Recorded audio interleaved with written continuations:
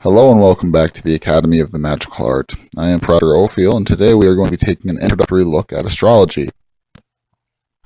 Astrology, very simply put, is the science of the stars. It seeks the meaning and application of planets, stars, and other celestial phenomena in our lives, comets, moons, etc., etc. And with astrology, we're able to look at what's called a person's natal chart and get a pretty good idea of who they are. A natal chart will reveal things such as a person's personality, their likes, their dislikes, their strong points, their weak points, their life struggles, challenges that karma will present. And a skilled astrologer will even be able to project outwards and see future events, or project behind you and look at where your soul has come from. Predictive astrology, looking at past lives. Astrology covers many, many fields. But for today's purposes, we're just, like I said, going to take a very brief introductory look and hopefully get you comfortable with looking at your own personal natal chart and some of the terms that you will find within it. Before we can get into any of that, though, first we need to clearly define what a natal chart is. In astrology, a natal chart is a stylized map of the universe with the native, or the individual being read or analyzed, positioned at the center. It is calculated off of the exact time, within 4 minutes, and the location of the native's birth for purposes of gaining insight into their personality, their potential. Like I said, all kinds of things can be revealed through a natal chart.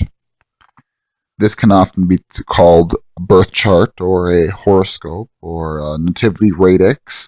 The natal chart has many names that all kind of mean the same thing. Most people are familiar with their sun sign. Okay, I personally am an Aquarius. You might be a Pisces or a Capricorn or whatever, but actually that is just where your sun is positioned in your natal chart. In order to get a full idea of who you are, one needs to look at where their moon is placed, where their Mercury is placed, where their Venus is placed, where their Mars is placed, and so on and so forth. And each one of those planets will give a different insight into their personality. For example, if you look at a person's Venus, you can see how they love. And, Venus, very obviously, the goddess Aphrodite, is all about relationships and how that person loves himself and how they love people around them, families, friends, etc., etc. You look at that and how that relates with, let's say, a person's Mars. Mars is their attitude and their action forward, the moving forward. In Greek mythology, Mars was correlated with Aries. Aries was the war god. So Mars is a very hot and heavy planet. A lot of people are familiar with the term Mercury in retrograde, as if that's some kind of big dangerous thing. Well, that happens for about 3 weeks, 3 to 4 times a year, and it's very common. It's a cycle that everybody will go through every year of their life from birth to death. Mercury is communication. And why is Mercury in retrograde hard for many people? Because it sends communication haywire. So the point I'm trying to get across here is, in order to get a true idea of who you are, you can't just look at your sun sign. You have to look at everything. You have to look at the nodes, the risings node, the Chiron, everything. Chiron is a comet, for those of you who don't know. Now, in looking at a natal chart, you will find what's called aspects on the natal chart. These are terms that are commonly used to describe how the planets relate to each other. Okay, there are terms like conjunction, or opposition, or square, or trine, or sextile. All of these things can give you a in-depth look at how that planet relates with another planet, or 2 other planets, or whatever, and how that affects you personally. As I said, all of these things are very important, and I can give you a brief look at each one of those terms mean. But if you go to a website such as cafeastrology.com, they will give you a full printout of your natal chart. They are pretty accurate and pretty reliable. And it will give you a look at what these terms mean. It will also show you what house each planet is. There are 12 houses, just like there are 12 hours on a clock. There are 12 houses on a natal chart, and depending on the position of that planet, what house it's in, affects how that planet behaves. Each one of these houses is split up into 30 degrees on the natal chart. 12 times 30 is 360. So if the sun is in the 5th house, it's going to affect you differently than if it's in the 1st house or if it's in the 7th house. Its energy will be differently, and when its energy is different, it's projected at the earth differently, and therefore projected at the native differently. Before we can get into any of that, first, as I said, we need to take a look at what the aspects are.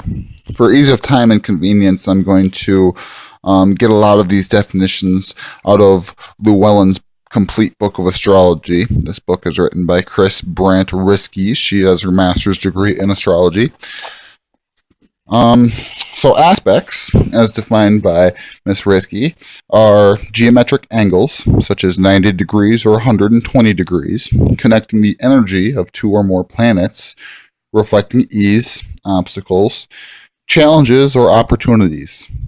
The major easy aspects are the sextile, the trine, and the aspects representing challenges are the square and the opposition. The conjunction aspect can either be easy or challenging, depending on how these planets are involved. Depending on how the planets involved show the major aspects and their degrees, glyphs, and keywords. Ancient astrologers describe the aspects as bad and good, or malefic and benefic. Although these definitions are still somewhat pertinent today, the meanings have been explained and modified through centuries of experience and knowledge. Life today is also far different from what it was recently, even as recently as 100 years ago.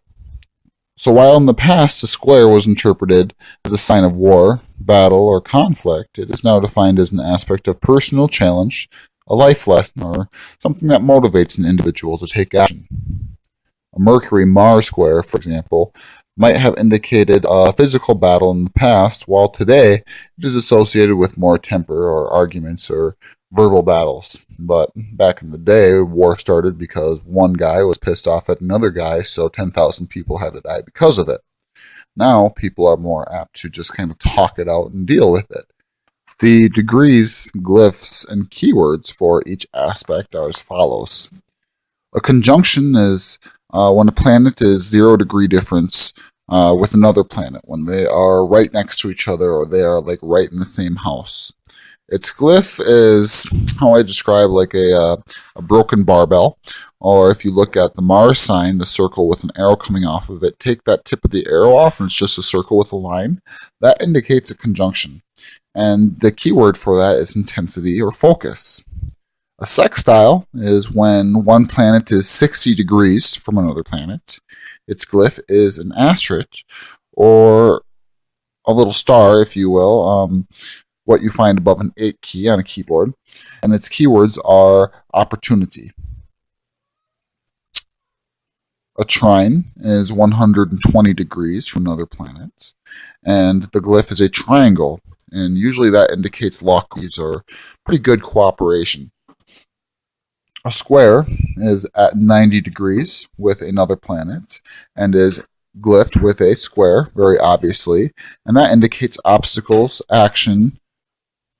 Opposition is when something is 180 degrees, so directly across from another planet, and that is indicated by the barbell and indicates separation or polarity when something is on completely the other side as the other.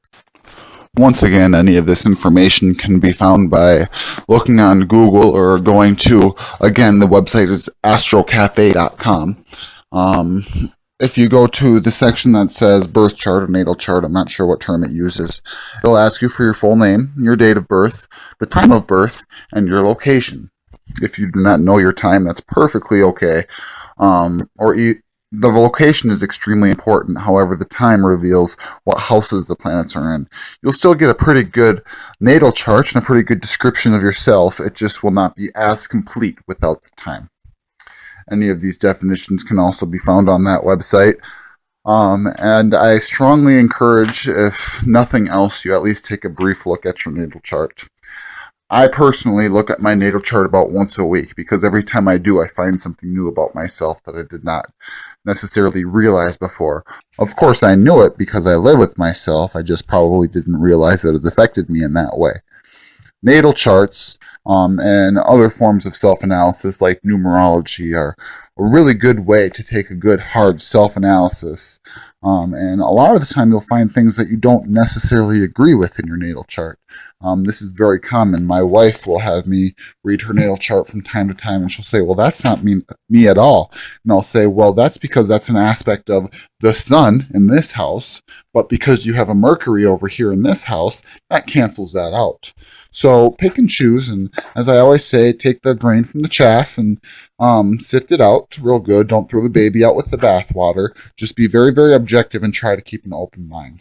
That is where you will have the most success in this field on any aspect of astrology, numerology, divination, anything. Always try to be as open-minded as you can. I think that'll about wrap it up for today. Thank you again for joining us at the Academy of the Magical Art. I pray that you have a blessed day and that this was helpful and informative for you. But until next time, blessed be.